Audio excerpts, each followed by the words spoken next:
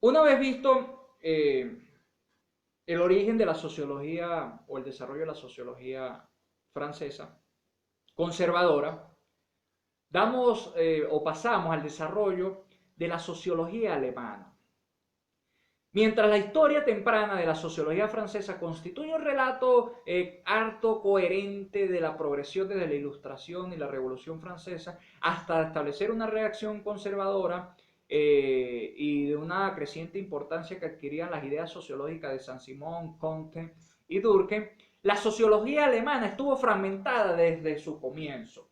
Así que se produjo una brecha entre Carlos Marx y sus seguidores que se mantenían al filo de la sociología y los primeros gigantes de la corriente principal sociológica alemana, como Max Weber o George Simmel.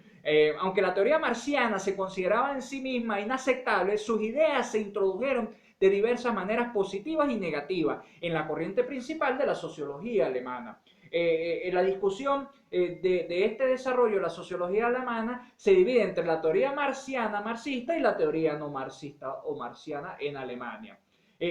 Carlos Marx ofreció una teoría de la sociedad capitalista fundamentada en su imagen de la naturaleza básica de los seres humanos, ya que él creía que las personas eran esencialmente productivas, es decir, para sobrevivir las personas necesitaban trabajar en y con la naturaleza.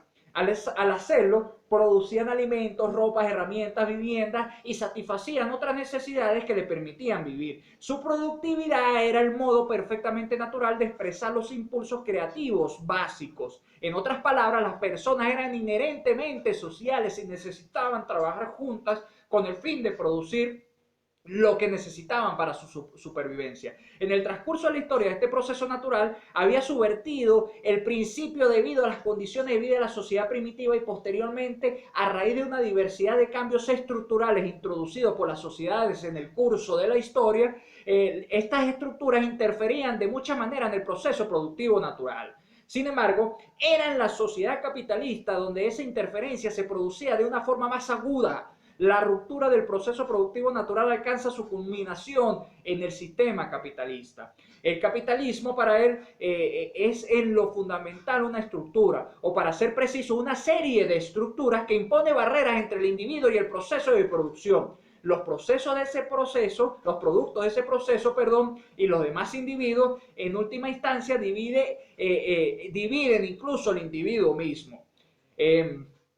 Este es el significado básico del concepto de alienación, es decir, la ruptura de la interconexión natural entre las personas y entre las personas y lo que producen. La alienación se produce debido a que el capitalismo se desarrolla dentro de un sistema de dos clases en el que pocos capitalistas poseen los medios de producción y los productos y el tiempo de trabajo de los que trabajan para ello no son repartidos de manera equitativa. En la sociedad capitalista las personas producen de forma no natural para un pequeño grupo de capitalistas en lugar de producir para sí mismas. Este es uno de los planteamientos de Carlos Marx, ya que él sentía una gran preocupación intelectual por las estructuras del capitalismo y por los hechos opresivos sobre los que aclaraba políticamente. Él estaba orientado hacia la emancipación de las personas y de las estructuras represoras del capitalismo. Por otro lado, surge la teoría de Max Weber. Weber tendía a considerar a Marx y a los marxistas de su época como determinantes económicos que ofrecían teorías monocausales de la vida social. Es decir, que pensaba que la teoría marxiana explicaba todos los desarrollos históricos a partir de fundamentos netamente económicos y que de acuerdo con ella todas las estructuras contemporáneas erguían sobre una base igualmente económica. Aunque en el caso de Marx eso no es cierto, sí lo es en muchos marxistas posteriores a él. Uno de los ejemplos de determinismo económico que más parecía disgustar a Max Weber era la perspectiva de que las ideas eran simplemente reflejos de los intereses materiales, especialmente los económicos, ya que los intereses materiales determinaban la ideología. Desde este punto de vista se supone que Weber puso a Marx a la cabeza, al igual que Marx había dado vuelta a las ideas del filósofo Hegel.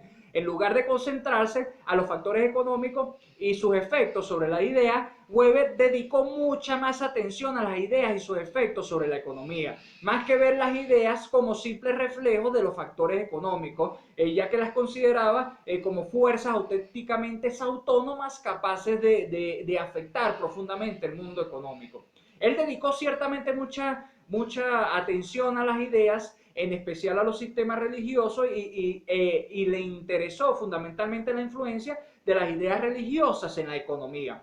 En la ética protestante y el espíritu del capitalismo, una obra de él, estudió el protestantismo como sistema de ideas y su influencia en el nacimiento de otro sistema de ideas. El espíritu del capitalismo y en definitiva el propio sistema económico capitalista también ejerce influencia dentro de la dinámica social. También estudió otras religiones mundiales, examinando de qué manera su naturaleza podría haber obstaculizado el desarrollo del capitalismo en sus respectivas sociedades. Este autor en su obra constituía lo esencial hacia una teoría de un proceso racional, de un proceso de racionalización, ya que a él le interesaba la cuestión general de por qué las instituciones habían evolucionado en el mundo occidental de una forma progresivamente racional, mientras poderosas barreras parecían impedir los desarrollos similares en el resto del mundo.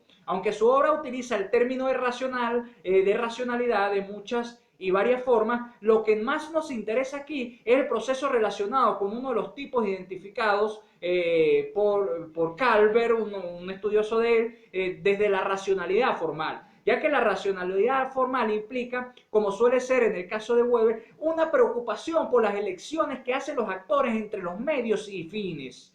Pero este supuesto de elección está relacionado con las reglas, las regulaciones y las leyes universalmente aplicadas. Estas a su vez se derivan de diversas estructuras de gran envergadura, especialmente de la burocracia y la economía. Ya que Max Weber desarrolló en su teoría, dentro de un contexto elevado, números de estudios históricos comparados sobre Occidente, China y la India. El objetivo de estos estudios era delinear los factores que obstaculizaban o contribuían al desarrollo de la racionalización.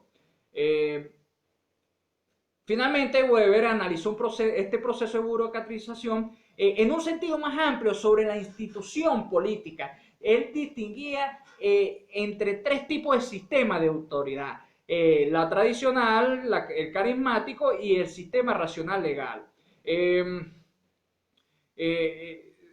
Solo en el mundo moderno occidental se había desarrollado el sistema de autoridad racional legal. Y solo en este sistema podía encontrarse el desarrollo pleno de la burocracia moderna.